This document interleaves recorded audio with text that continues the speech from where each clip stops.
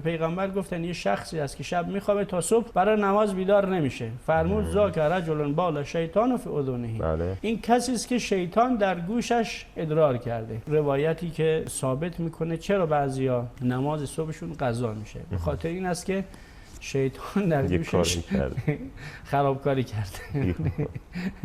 حالا بریم ببینیم این پیغمبر چند بار نماز صبحش قضا شده باشه خوبه. چند بار پیغمبر نماز صبحش قضا شده باشه. خواب مونده پیغمبر.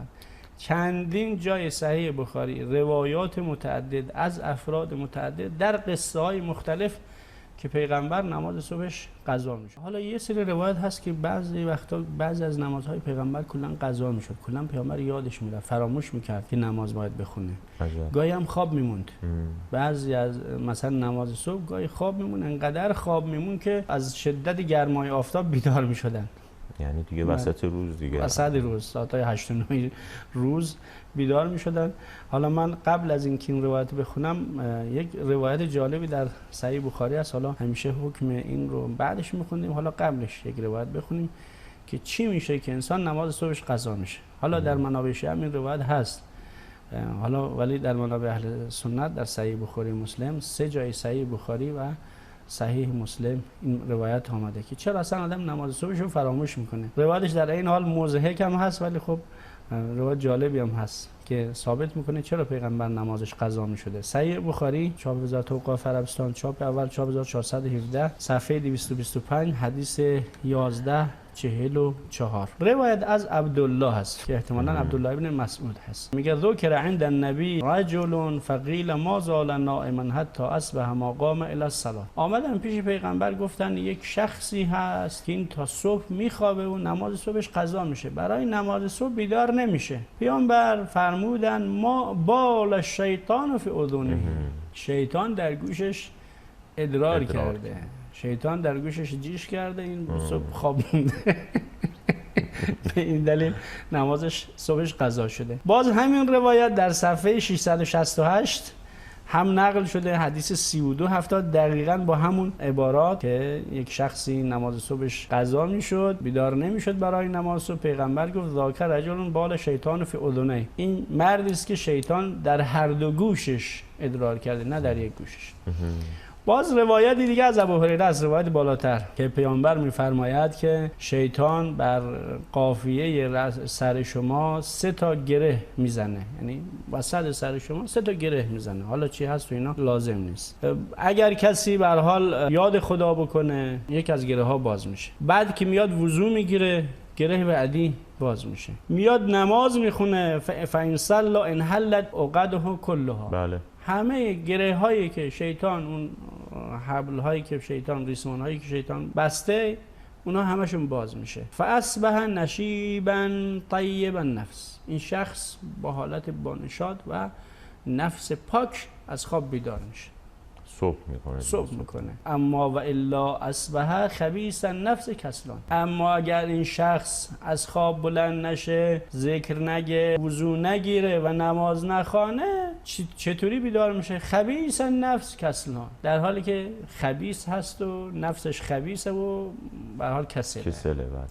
همین روایت در صحیح مسلم هم آمده. صحیح مسلم همون چاپ صفحه شماره 316 هر دو روایتی که گفتیم اینجا هم نقل شده که به پیغمبر گفتن یه شخصی هست که شب میخوابه تا صبح برای نماز بیدار نمیشه. فرمود ذاک رجل بال شیطان فی اذنه. بله. این کسی است که شیطان در گوشش ادرار کرده. باز روایت بعدی هم همون روایتی خدمت رو خوندیم و به هر حال توضیحش رو هم دادیم. روایتی که ثابت میکنه چرا بعضیا نماز صبحشون قضا میشه. به خاطر این است که شیطان در گوشش خرابکاری کرده. حالا بریم ببینیم این پیغمبر چند بار نماز صبحش قضا شده باشه خوبه. چند بار پیغمبر نماز صبحش قضا شده باشه. خواب مونده پیغمبر.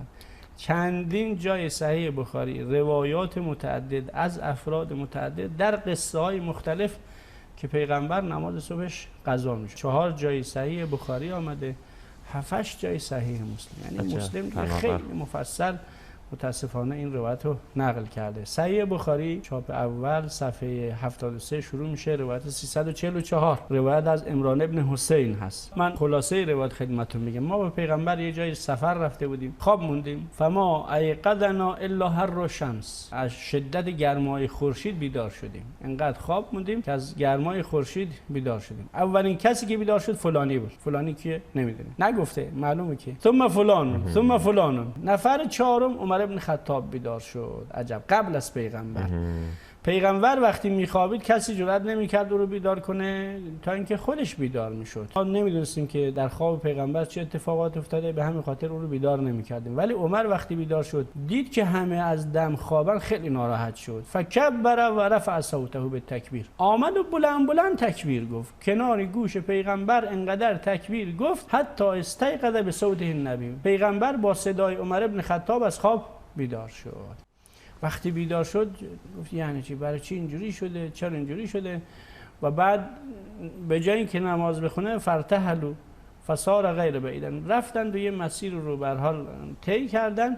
اونجا دوباره نزل، یعنی اومدن پایین شدند و آب خواستند و وضو گرفتند و اذان گفتند و پیغمبر نماز خوند. یک جوری اینا بیدار شدن که خورشید اومده، گرمای خورشید اینا رو بیدار کرده. 4 نفر قبل از پیغمبر بیدار شده اما پیغمبر بیدار نشده. بعدم که بیدار شده نیامده که نماز بخونه، رفته یک راه طولانی رو رفته آمده و نماز رو ظهر شده، مثلا شاید مثلا چاش دیگه نصف ظهر مثلا شده و آمده نماز خونده. این پیغمبر این هاست. باز همین روایت در صفحه شماره 773 صحیح بخاری هم آمده. روایت 3571 عمران ابن حسین میگه ما با پیغمبر یک سفری بودیم، فادلجوا لیلتهم حتی اذا کان وجه الصبح عرسوا فغلبتهم اعینهم. همون قصه به هر حال خسته بودیم، خوابمون بود، حتی ارتفعت الشمس، خورشید بالا اومد. اولین کسی که بیدار شد ابوبکر بود. اینجا دیگه اسم برده. ابوبکر از پیغمبر زودتر بیدار شد. پیغمبر بیدار نشد، بعد عمر بیدار شد و ابوبکر کنار سر پیغمبر نشست و تکبیر گفت و پیغمبر از تکبیر ابوبکر این دفعه بیدار شد. باز صفحه شماره 121 حدیث 595 هم این دیگه از عبدالله ابن ابی قتاده است، از قتاده. این یک قصه دیگه است. اون قصه ای بود، این قصه دیگه است. پیامبر فرمود اخاف ان تناموا عن الصلاه، میترسم بخوابیم و نماز بیدار نشیم. به بلال گفتن تو بیدار بمون که صبح ما رو بیدار کنی. بلال هم به هر حال نشست و اونجا پشتشو زد به راحله خودش و همینجور که به بار خودش پشت تکیه داده بود. فغلبه عیناه فنام. بلال هم خواب بنده خدا خوابش. پیغمبرم خواب رفت و کی بیدار شد؟ فاستیقظ النبی و قد طلع حاجب الشمس، وقتی بیدار شد که خورشید بالا اومده بود. به بلال گفت مگه من به تو نگفتم منو بیدار کن؟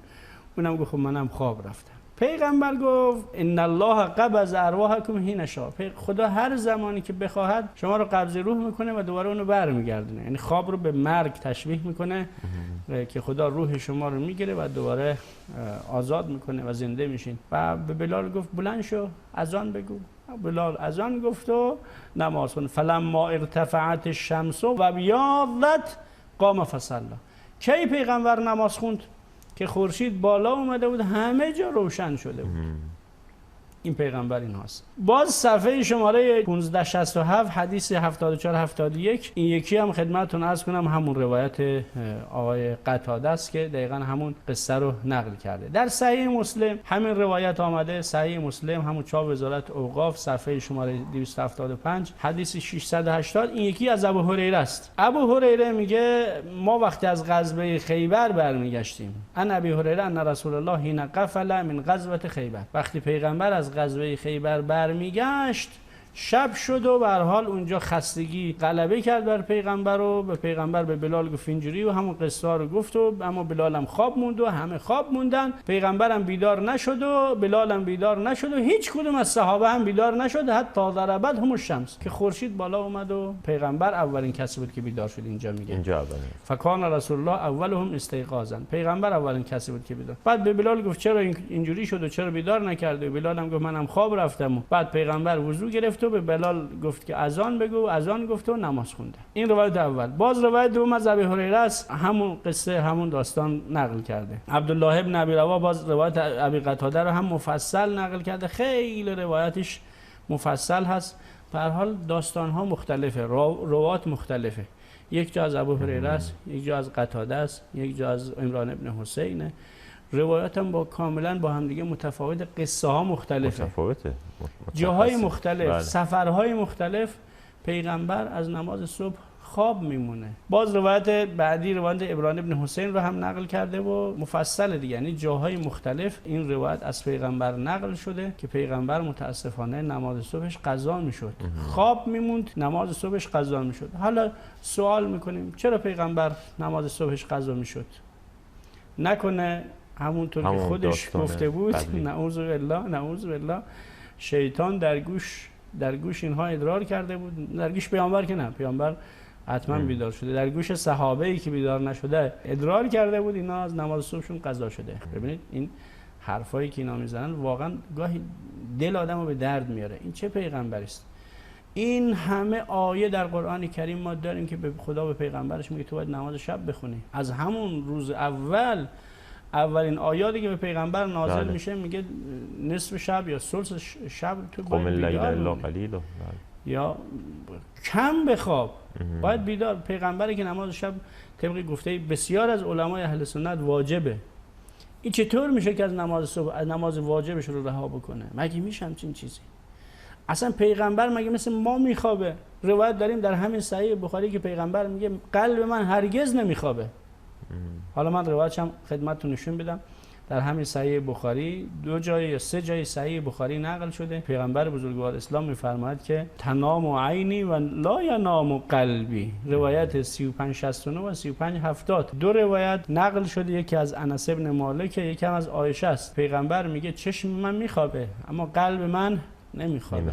صفحه شماره 225 حدیث 1147 هم دقیقاً باز این دفعه از عایشه نقل شده که یا عایشه ان عینی تنامان و لا ینام قلبی، چشم من میخوابه ولی قلب من نمیخوابه. خب این پیغمبر ماست، پیغمبری که متوجه نشه، انقدر بخوابه، انقدر خوابالو باشه که تا صبح بیدار نشه. مگه میشه همچین پیغمبری؟ بعدم فوراً نماز نمیخونه که طول میکشه، میره یک راهی رو طول میکشه بعد اونجا بخواد. چه نمازیه این؟